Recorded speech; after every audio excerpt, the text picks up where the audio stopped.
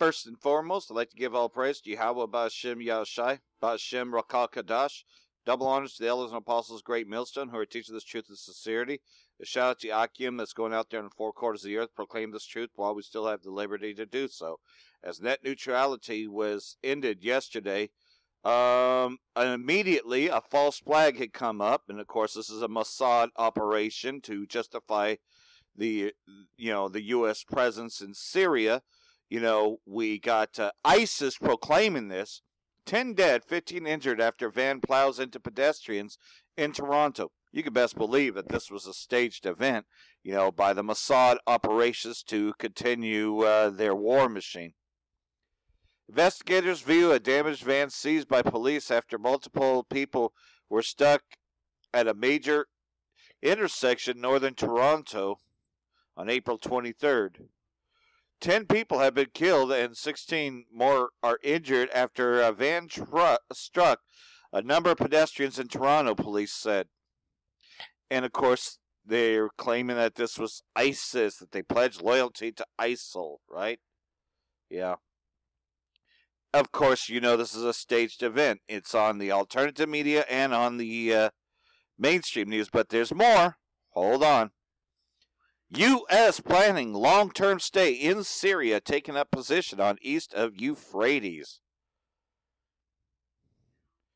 Russian Foreign Minister Sergei Lavrov says the U.S. has no intention of leaving Syrian soil, but on the contrary, it is seeking to strengthen its foothold on the eastern bank of the Euphrates.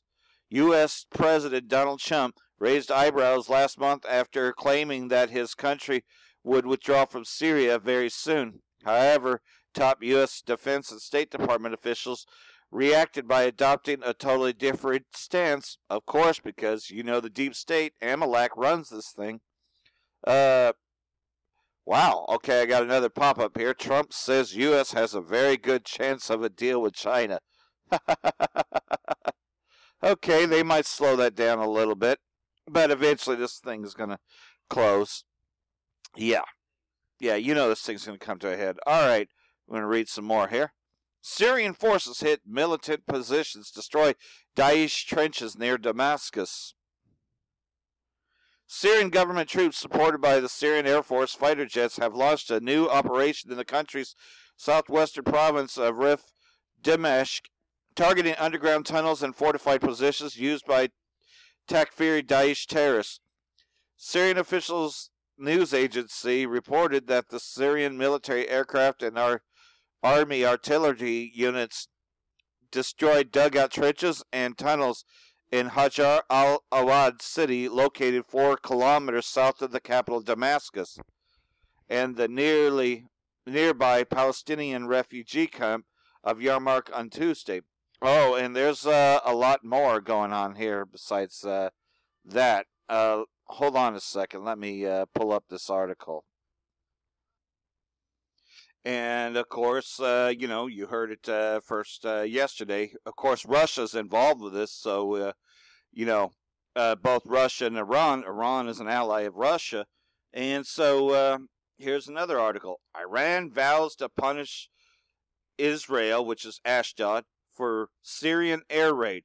A senior Iranian official says Israel will be punished for its airstrikes on Syria that killed over a dozen people, including 7 Iranian military advisors. So, it's right here. Palestinian scientist assassins will pay heavily. China denounces United States over human rights. Russia, China urge UN states to back Iran. Israel, UK engaged in secret... Okay, wait a minute. These are just the names of articles as of lately. Yemen vows to avenge killing of Houthi official. Yeah, they killed someone else. Yeah, so there's a lot of things going over here, So we know that yesterday's incident was a false flag. Press TV also reported on the false flag. Truck runs over Toronto, pedestrians, casualties reported. And ISIS is actually laying claim to this, by the way. Supposedly, right? A driver plowed his white Ryder rental van into a crowd in Toronto on Monday, killing 10 people and injuring 15 along a roughly mile-side 1.6-kilometer stretch of a sidewalk thronged with a lunch hour, pedestrians, police said. So they want to convince you that this ISIS group still exists, that they need to be in Syria to go afterwards. You know, the same shit on a different day, you know. Of course, you know, Russia and its allies know that the United States is never going to leave Syria. They're going to escalate things because that's what Amalek had done all the way throughout the Greco-Persian Wars. So you know this is a war that's been fighting over and over again because Amalek is just, they want world dominance. And what's happening is these other countries are standing up against the whore, Babylon the Great. So they're losing. And that's a good thing. So that means that this kingdom is just about through. So we're going to read some more here. In Joel chapter 3, he explains everything that's going on right now. For behold, in those days and in that time when I shall bring again the captivity of Judah and Jerusalem, I will also gather all nations and will bring them down into the valley of Jehoshaphat, which is another term for the valley of Yahweh's judgment. And we know that Judah and Jerusalem are here right now. You know, scattered among the four quarters of the earth. We're in captivity, so we know we're in this time period. And we'll plead with them there for my people and for my heritage, Israel, whom they have scattered among the nations and parted my land, you know. And who did this? Amalek, Esau, Edom. And they have cast lots for my people, and they have given a boy for a harlot, and sold a girl for wine that they might drink. You know, and that happened. You know, they were trading slaves for prostitutes. This is absolutely what happened, and this is the place right here. Babylon the Great, America. Yea, and have you done with me, O Tyre and Zidon, and all the coasts of Palestine?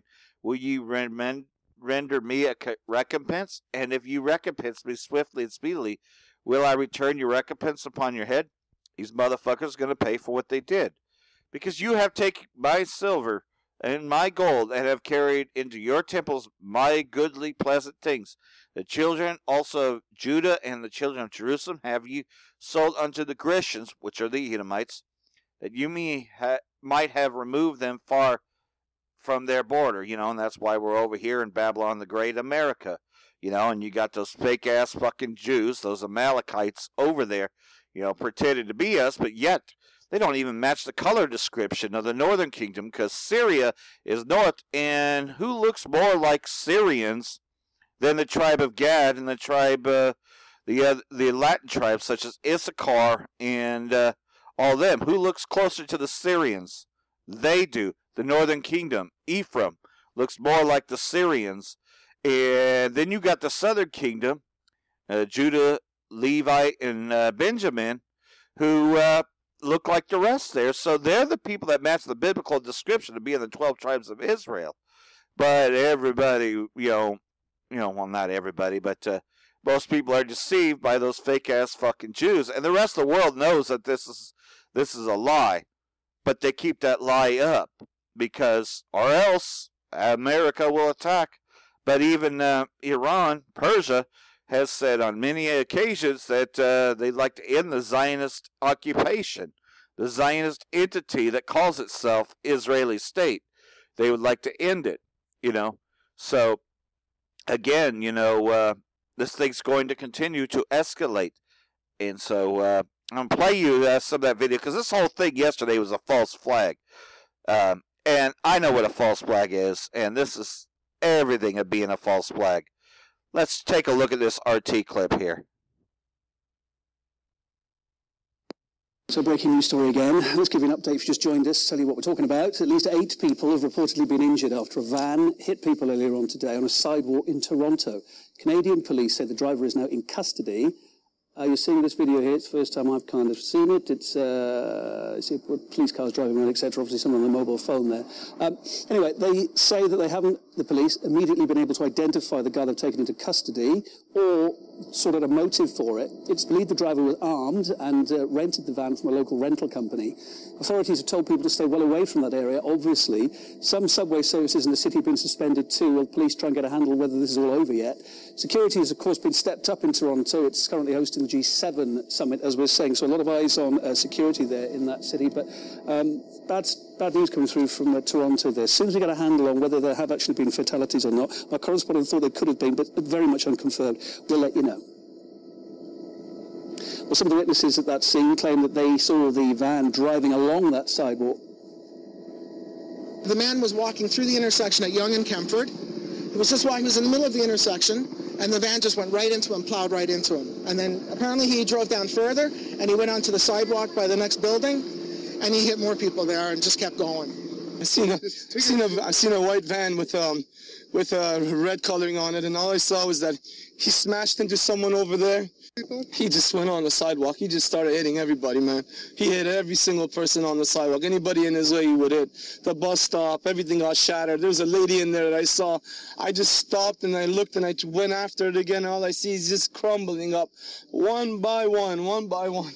One person got dragged on, and their blood is all over Yonge and Empress. It's really bad out there, man. I'm so shaky. I'm still dying from this. I can't believe this is happening. This is like unbelievable. This is so unbelievable. Was he swerving towards? I just in the Starbucks and saw there's a white truck just go to the sidewalk, and so many people just shouting, "Stop the car!" But he didn't. He just kept moving, and he hit some people, and 3 people lie down there, and they didn't move at all. I think it's on purpose, because if the car doesn't work, he should like hit the car or something so he can stop, but he just goes through the sidewalk, not the. So you can best believe this is, and they supposedly, there's a follow-up to this, supposedly he claimed allegiance to ISIL. So you know this was nothing more than a MOSSAD operation. Keep you distracted from what's really going on, you know. The Assad government has already won the war against ISIS, but they want you to convince you that, you know, the ISIS group is still strong, even though Bashar al-Assad has been destroying them, you know. And so this is supposed to be an ISIS attack. So anyhow, that's what's really going on there. And as I find more, I will share it. Shalom and barakatah to all you.